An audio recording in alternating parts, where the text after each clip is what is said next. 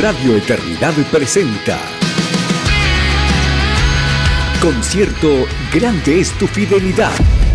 Oh, cuán grande es tu fidelidad.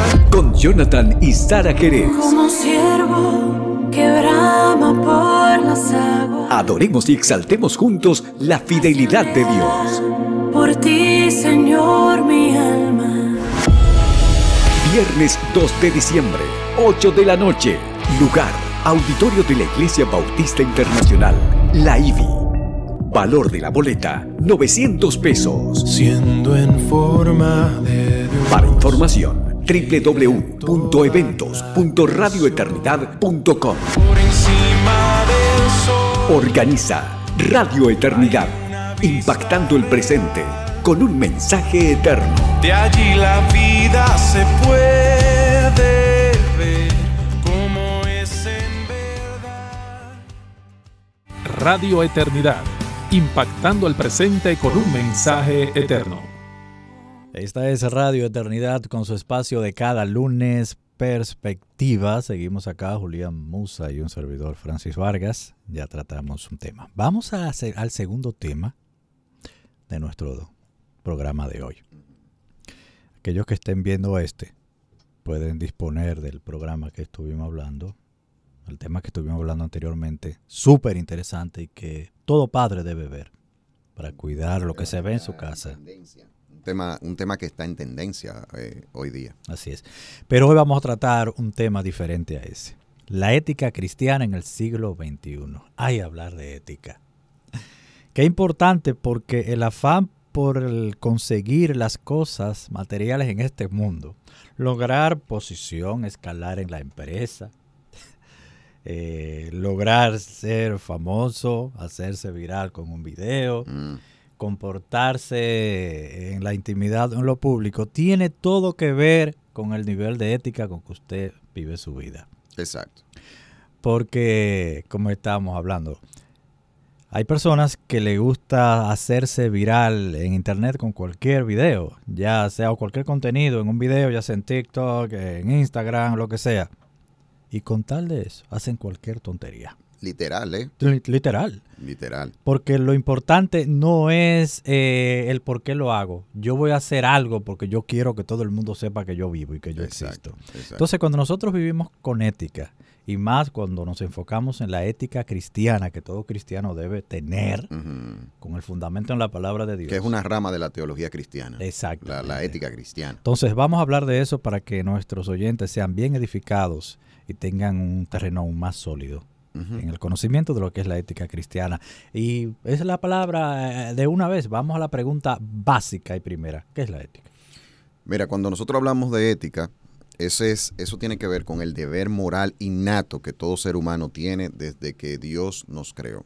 Eso nos diferencia a nosotros de las otras creaciones del Señor, de los animales. Los animales no tienen un deber moral innato, no tienen eso. Los animales no tienen ese tipo de... No tienen el razonamiento que tiene la raza humana, nosotros que hemos sido creados, una creación totalmente diferente a los demás. Ellos no tienen inhibición. Ellos pueden vivir porque no fueron creados a la imagen y semejanza de animales Dios. normales. Exacto. Entonces, nosotros, eso está. Y un texto bíblico que confirma eso es Romanos capítulo 2, versículo del 14 al 15, que dice, porque cuando los gentiles que no tienen la ley cumplen por instinto los dictados de la ley, ellos no teniendo la ley, son una ley para sí mismos, porque muestran la obra de la ley escrita en sus corazones, su conciencia dando testimonio y sus pensamientos acusándolos unas veces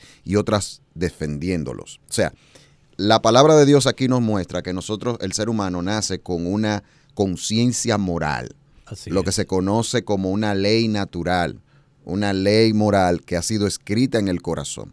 Y está hablando aquí el apóstol Pablo precisamente de esa ley moral que el ser humano tiene, y aún aquellos, hablando de aquellos que no conocían la revelación de Dios, lo que para nosotros es el Antiguo Testamento, que no tenían conocimiento de la ley, porque ahí está hablando en ese contexto de esa ley moral que Dios ha establecido y que no tenían un conocimiento por revelación de las Escrituras, estas personas por instinto cumplían los dictámenes de la ley, porque hay una conciencia moral, que todo el mundo lo sabe. Y eso es tan fácil como uno entender que hay conductas que son malas y que son buenas.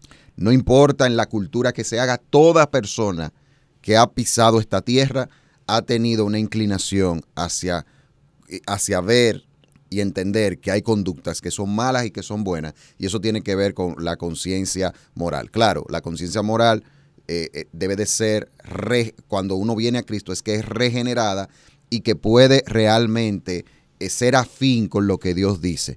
Pero aún sin ser personas regeneradas por el Señor, sin ser personas nacidas de nuevo, el ser humano tiene una conciencia moral que, como dice aquí, que esa conciencia le da testimonio y sus pensamientos lo acusan unas veces y otras veces lo defienden. O sea, esa conciencia te dice, eso está mal, eso está bien. Así es. Eso es uno de los bajaderos más difíciles de caminar para los evolucionistas, que Muy no difícil. aprenden a ver todavía. Ellos no es que no lo ven, ellos lo ven, pero siempre quieren justificar con cuál diferencia marcada Dios creó los animales del ser humano. El ser humano tiene una conciencia, tiene una moral, Sí. tiene dentro de sí esa Tiene voz intelecto, tiene que le razonamiento. dice eso está bien y eso está mal.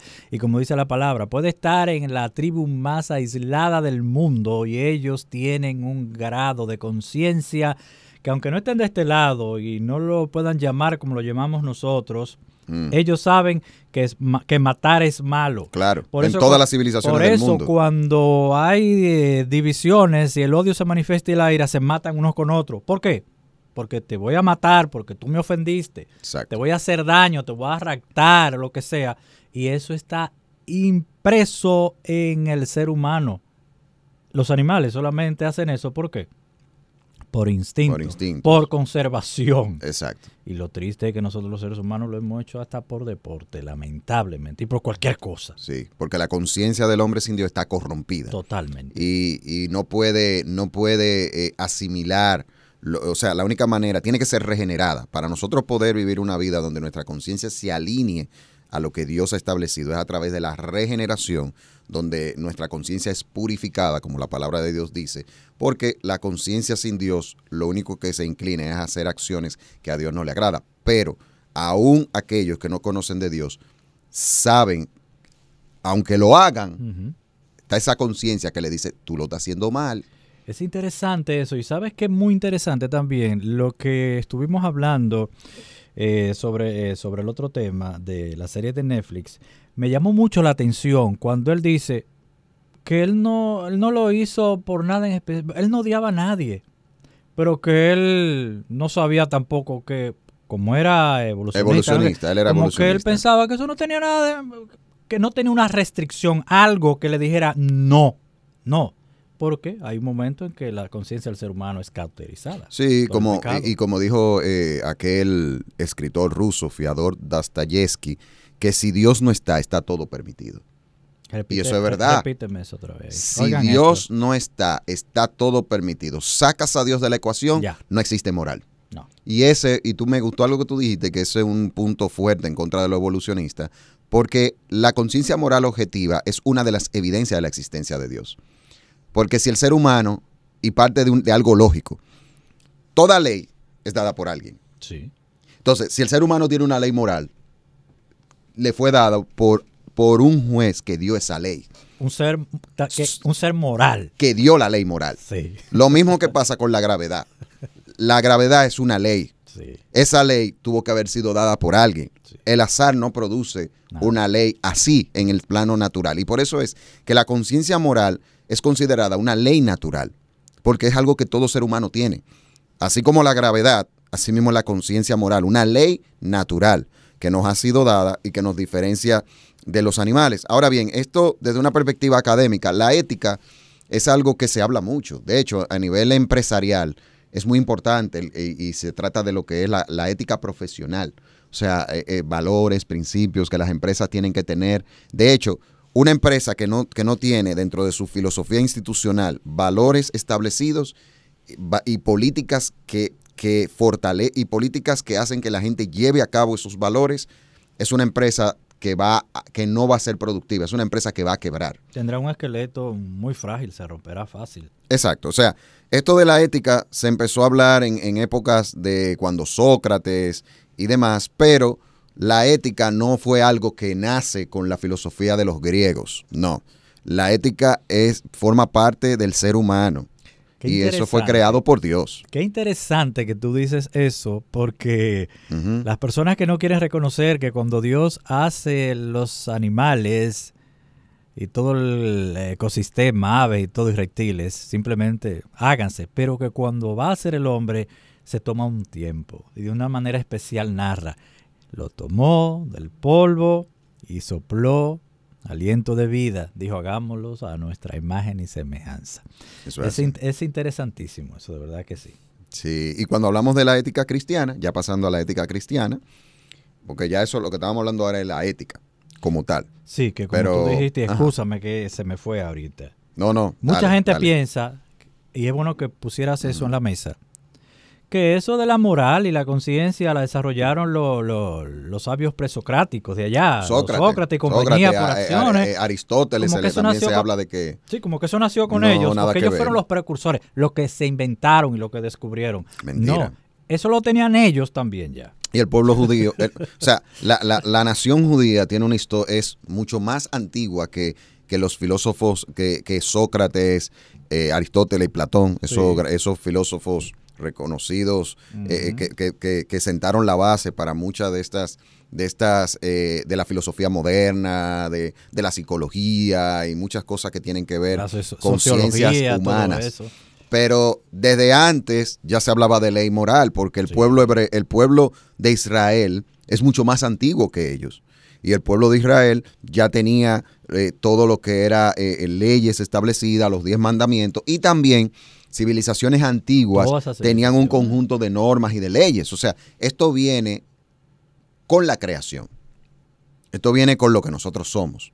O sea, eso es algo del ser humano. Y de hecho, hoy día, una de las cosas en un mundo posmoderno, donde se quiere relativizar todo, se quiere sacar a Dios de todo, una de las áreas que está siendo muy atacada precisamente es la moral. Y eso es lo que está haciendo que la gente abrace ideas de que tú tienes que vivir por sentimiento. Y el que vive por sentimiento, eso es una de las cosas más peligrosas que existe, porque la palabra de Dios dice que el corazón del hombre es perverso. Hablando y en el contexto está enfocándose en las emociones. O sea, el que vive por emociones es capaz de cualquier cosa. Se convierte en un hedonista. Vive por el placer del momento. Y no le importa lo que sea. Claro, porque de acuerdo a la filosofía con que se quiere educar esta generación, todo está permitido. Trata de no hacerle daño a nadie. Siempre que a ti te convenga, dale para allá. Y que a ti te guste. Exacto. Entonces, vive por el placer. Vive por el placer. Entonces ya en la ética cristiana, que de hecho es vuelvo y repito, es una rama de la teología cristiana. O sea, cuando uno estudia teología, uno estudia esto, y es ver lo que la Biblia habla del tema ético, básicamente. La ética cristiana, y que creo que es la mejor manera de poder uno vivir bajo valores morales, es partiendo de lo que muestra la ética cristiana. O sea, es la mejor manera de vivir, definitivamente. Y parte de 2 temas fundamentales. Número 1, la existencia de Dios. Y número 2, la autoridad de las Sagradas Escrituras como revelación de la mente y la voluntad de Dios. Esos son los fundamentos de la ética cristiana. ¿Y en qué se traduce eso? Se traduce en que hay un solo Dios verdadero, inmortal, sabio e invisible, y se ha revelado a sí mismo. Y cuando uno cree en esa realidad de que Dios existe, y uno cree en que Él se ha revelado a través de su palabra, ¿cuál va a ser la consecuencia de eso? Que vamos a vivir bajo conductas, vamos a abrazar principios y valores que son absolutos. O sea, cuando reconocemos que Dios existe, reconocemos su palabra como la autoridad máxima y por donde nosotros nos debemos de llevar, eso nos va a llevar a toparnos frente a una revelación que cuando habla del hombre, le traza valores morales absolutos. Y por eso es que el cristiano debe de creer en valores absolutos. O sea, el cristiano no puede ser relativista. Hoy día hay muchas sectas pseudo cristianas que están relativizando la moral. No. Si usted y yo somos cristianos, la palabra de Dios es suficiente y la palabra de Dios es nuestra guía de fe y conducta que nosotros debemos de vivir. Y al final, no es opresión, no es encarcelamiento. En una ocasión, estudiando, Dios me permitió estudiar una maestría en administración y recuerdo que en la materia de ética profesional, la profesora, que evidentemente tenía una línea no cristiana, cuando ella se refería a la ética secular, hablaba como de libertad, como de libertad. O sea, como que tú eres libre, pero la libertad es porque tú sacas a Dios, tú no vives bajo, tú no estás coartado, tú no vives bajo una opresión, porque así que se quiere vender al mundo. Pero es todo lo contrario. La verdadera libertad del hombre se alcanza cuando no hacemos lo que nos da el deseo, sino cuando hacemos lo que debemos de hacer. Cuando vivimos bajo principios. Y eso solamente es cuando vivimos bajo los principios de la palabra de Dios. Y ciertamente ahí es donde está nuestra libertad. ¿Tú sabes por qué, como decías, el cristiano debe vivir y creer en valores absolutos? Porque la fuente no cambia. No cambia. La fuente no cambia. No cambia. Dios es el mismo hoy. No cambia. Fue, mañana y siempre. Libertad, Sí. Opresión es vivir bajo el pecado. Eso sí es esclavitud. Opresión es abrazar una ética secular que te dice que los valores de la vida están en lo que tú sientes. Cuando vivir bajo los sentimientos, lo que trae ansiedad, depresión, porque el ser humano fue creado para tener una relación personal con Dios y cuando no lo tiene, lo que vive es una vida de miseria espiritual.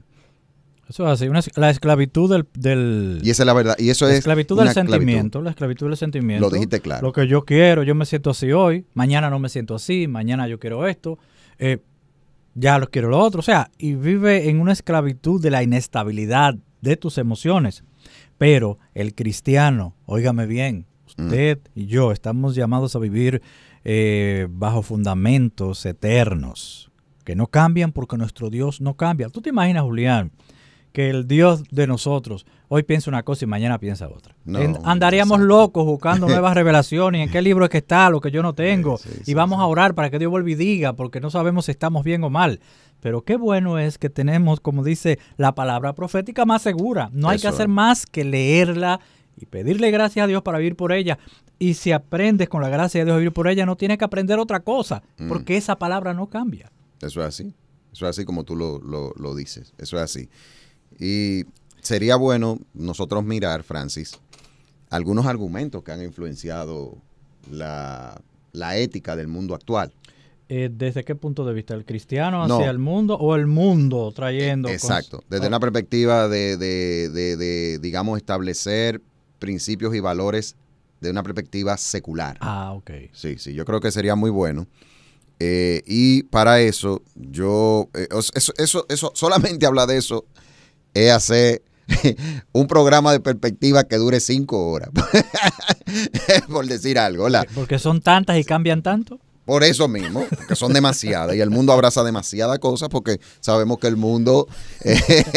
Y si aprendes hoy algo, mañana tienes que hacer otra perspectiva para desmentir lo que se creía antes, porque eso ya no es otra cosa. Es una locura, o sea, eso es buen dominicano, eso es como un sancocho, ¿verdad? Que lo que no son dominicanos tienen que darse su vueltecita o vaya a un restaurante dominicano y comas un sancochito. Eso fue, ¿verdad? Un paréntesis ahí. Pero el punto está que yo para hablar un poquito de esto y hacerlo de una manera más sintetizada, nosotros podemos ver, por ejemplo, la influencia de algunos filósofos, historiadores, filósofos del siglo pasado que tuvieron mucha influencia a lo que se conoce como ética hoy día. Y uno de ellos, una persona que marcó pautas para cambios en el pensamiento ético del siglo XXI, fue el filósofo británico Bertrand Russell. Para este autor, mira lo que dijo él. El crecimiento natural ininterrumpido y la autorrealización de una persona son los factores que convierten una existencia en buena y a una sociedad en una convivencia armoniosa. Oye esto. O sea, estos son filósofos que para nada no creen en Dios. Y él dice que el crecimiento, o sea, cuando tú creces, que tú tienes, ¿qué crece? O sea, el crecimiento natural. Te desarrollas. Y la autorrealización. Mira el veneno aquí. Eso tiene un hueco del tamaño del universo. Autorrealización personal. Que eso se traduce a lo que cada cual exacto, amado. Entienda. Y mi autorrealización. Vamos a ponernos hipotéticamente fuera del evangelio tú y yo. Tu autorrealización y la mía. Hay altas probabilidades de que no sean iguales. Se parezcan en algunos elementos, pero en otros sean totalmente discordantes. Entonces, imagínate que a mí me da por volverme un mafioso. Yo lo que quiero, influenciado por las cosas que veo, las películas, admirando tristes, ilustres personajes, yo lo que quiero ser es un mafioso en el mundo del hambre. Eso te va a eso es lo que yo quiero y me voy a autorrealizar y voy a crecer. Bien. ¿Eso le va a convenir a la sociedad? Para nada. ¿Eso va a dar un buen ejemplo a una generación que viene subiendo? Por eso te digo que eso tiene un hueco del tamaño del universo, de todas las cosas raras que se pueden meter ahí. Mire, y aunque usted no sea cristiano y está viendo perspectiva y no está escuchando, le motivamos a hacer algo que el mundo de hoy no quiere que la gente haga, que reflexione. Reflexión. O sea, en el mundo de hoy lo que te presentan las ideas y como todo el mundo abraza las ideas, y hay que ir con la corriente sin pensar, sin reflexionar. Porque usted sin ser cristiano tiene que ver un problema aquí. Pero grande. O sea, autorrealización. O sea, lo que me hace sentir bien. O sea, no importa cómo sea. ¿Cómo eso va a traer un beneficio a la sociedad? Me vuelvo un empresario y exploto a los empleados y les saco el jugo. Como mucha gente que trabaja se queja porque tiene jefes que los explotan. Claro, porque grandes empresas. Nosotros no somos pequeñas islas en este mundo. Nosotros vivimos con la gente. El ser humano fue creado para vivir en sociedad. Sí. Y las cosas que yo haga, sean buenas o sean malas, van a repercutir en otros. Eso es así, Julián. Eso tú lo lees y de una manera la sintaxis y lo bien escrito y lo bonito que se oye esa verborrea, dice, oye, ininterrumpido y autorrealización de la persona. Oye, pero que ahí sí hay elegancia en ese lenguaje. Sí, pero yo también como Julián quiero invitarte a ti que estás en nuestra sintonía. Siempre pregúntate cuando leas algo, un enunciado, siempre pregúntate y cuestiónate qué implica eso. Porque la gente nunca busca la implicación de las cosas. ¿Qué implica lo que esa persona está declarando ahí? Sin importar que la mayoría de la gente a tu alrededor apoye eso. Sí. Tenemos que reflexionar, señores. No podemos llevarnos. Por eso es que el mundo de hoy está vuelto un desastre. Aunque sabemos que la única manera de que uno puede tener una mentalidad diferente es conociendo al Señor, y te motivamos, si no eres cristiano, a que busques de Cristo. Para que Cristo... para que recibas en Él, primero, perdón de tus pecados y seas una persona perdonada por el Señor y sea una persona purificada y recibas esa salvación que solo se obtiene en Cristo Jesús. Y segundo, para que recibas una nueva vida, porque el Señor hace un nuevo hombre. Esa utopía de muchas corrientes filosóficas del nuevo hombre es imposible bajo una cosmovisión sin Dios. Eso es así. Y una renovación de la mente. Pero el creyente en la vida cristiana sí es real el concepto del nuevo hombre. Amén. Porque eso es lo que hace Dios. Eso que el comunismo promovía de un nuevo hombre y el comunismo que ha sido tan desastroso para la humanidad, esa famosa meta del nuevo hombre bajo sus filosofías ateas, eso nadie lo puede conseguir. La única manera como se puede crear un nuevo hombre, una nueva mujer, es cuando viene el conocimiento de Dios. Y es ahí donde nuestra mente, guiada por el Espíritu Santo, puede tener un entendimiento y un discernimiento de lo bueno y lo malo. Entonces, yo te motivo, a ti que no eres creyente, a que primero reflexiones sobre estas cosas, pero sobre todo reflexiona en ti y busca de Dios. porque estoy convencido que para tú poder llegar a convicciones fuertes en tu vida en contra de todo lo que está pasando, te va a ser imposible si no tienes a Cristo. Hermano, sin Cristo es imposible, porque el ser humano vive conforme a circunstancias y situaciones. Gente que, por ejemplo, hay personas, para ponerte un ejemplo, de este tipo de filosofía tan terrible.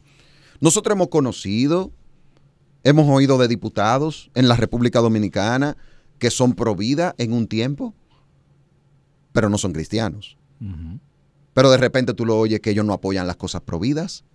¿Por qué? Porque la única manera de uno plantarse y decir, óyeme, yo creo en el valor de la vida porque eso fue dado por Dios, es cuando tú naces de nuevo.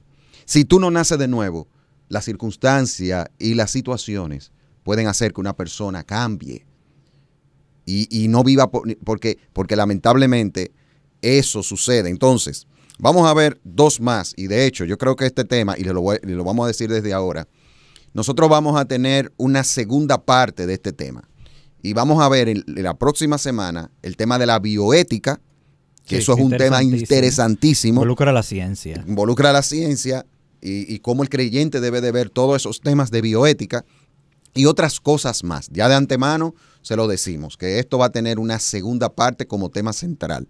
Pero vamos a terminar en el tiempo que nos queda con estos tres pensadores. Sí, por lo menos esta parte y concluir con esto. Entonces, el historiador y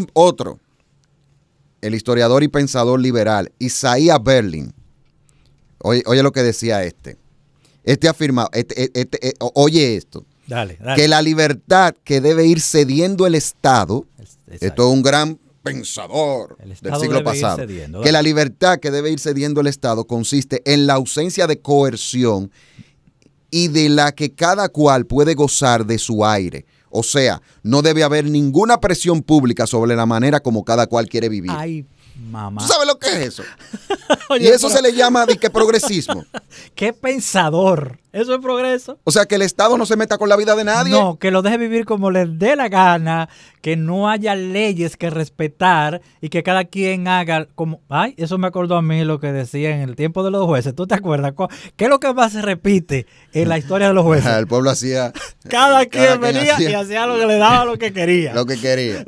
Oye, Oye, este ilustre, oye, pero... ese hombre Oye, exaltado por muchísima gente. Wow, pero... Señores, No. uno... ¡Qué inteligencia! No. Eso es, en otras palabras, ¡Anarquía total! leydelaselva.com 2.0. Anarquía, haga lo que usted quiera y no le dé cuenta a nadie, porque usted no es responsable, nadie tiene que ser más responsable de usted y usted hace lo que usted quiera, con lo que usted quiera y cuando usted quiera, porque usted es libre, Ay, soberano, Dios mío. independiente. Uno tiene que ver cosas. Usted no vive en esta vida. sociedad, usted vive por su cuenta, porque eso es Exacto. lo grande, porque se está hablando de que es en una sociedad que le está diciendo este caballero, Que el Estado no déjalo aplique vivir por su leyes. cuenta. ¿Y qué sociedad entonces que estamos hablando? Y eso estamos hablando del siglo pasado, que ha influenciado el siglo XXI. Son personas que ni siquiera están vivos hoy y ya hablaban así. ¿Y qué era lo que pensaba ese hombre? Una cosmovisión posmoderna, totalmente. Desorden. Y otro, el filósofo americano John Dewey,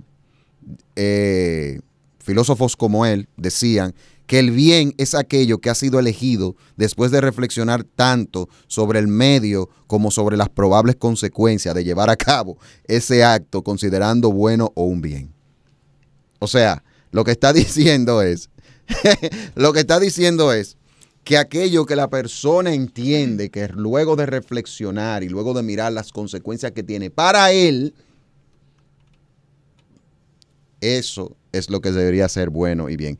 Y todo esto, Francis, no es más que utilitarismo puro. Eso es utilitarismo. Pero espérate.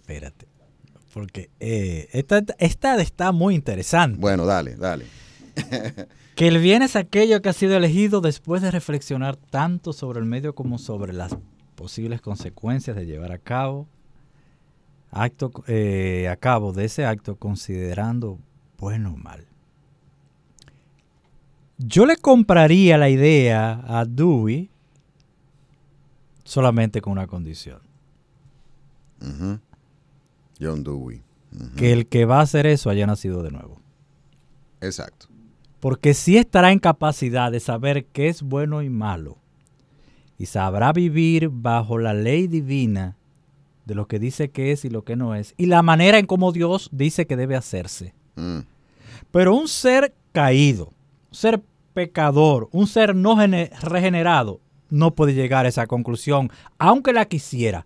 No dice puede. la palabra de Dios Eso que es. el hombre carnal no puede ni quiere sujetarse a la ley de Dios. Eso es. No puede. No, es Usted, imposible. hay muchos filósofos y gente filantrópica que quieren hacer el bien, pero lamentablemente no están en la capacidad de hacerlo como Dios dice y en la manera en como Dios lo dice. Sí. Entonces yo le compro a John Dewey, yo le compro eso partiendo desde una persona que ya nació de nuevo, ha sido regenerado por el Señor y tiene una mente renovada. Eso es. Desde ahí sí. Ahí sí. Pero no él solo. No, porque no, un no, ciego no. guiando a otro van para el desfiladero. Exacto. Y estas personas, que estos filósofos que hemos mencionado, ya para cerrar, lo que muestran es esa teoría ética conocida como el utilitarismo, que lo que trata es de diferenciar el bien y el mal, enfocándose exclusivamente en los resultados de las acciones. El utilitarismo determina que la opción más ética es la que produce el mayor beneficio para el mayor número de personas. Un ejemplo claro de utilitarismo hoy día es lo que está pasando en contra de los cristianos. Uy, sí. O sea, como coartar y limitar el accionar de los cristianos, porque los cristianos estamos confrontando cosas que supuestamente la mayoría están abrazando porque así se venden. Entonces, por eso hay que eliminar a los cristianos. El utilitarismo llega a un punto que te dice que si tú tienes que si una persona tiene que, si un Estado puede hasta asesinar personas con tal de que si están afectando lo de la mayoría, lo que la mayoría entiende y beneficia a la mayoría. Sí, Julián. Eso es terrible. Podemos hacer una guerra en un país y si tiene 20 millones, si el mal está en 3 millones, acabemos con los 3 millones que están ahí y sacrifiquemos esa parte para el bien de la mayoría. Exacto. O sea, eso es la excusa. Eso es el utilitarismo y estas personas que hemos mencionado son de esa corriente. Y bueno, esto ha sido lo que traemos hoy y ya entonces la semana que viene vamos a continuar con la bioética y otras cosas. Ha sido muy interesante esto que hemos tratado en este día. Gracias por su sintonía con esta Radio Eternidad y con la Mañana Express que viene más adelante. Julián, gracias por traernos luz con estos temas. Yo sé que la audiencia ha sido edificada grandemente. Damos gloria al Señor y la próxima semana seguimos con estos temas. O sea que ya usted sabe, no se lo pierda. Dios les bendiga. Radio Eternidad, impactando el presente con un mensaje eterno.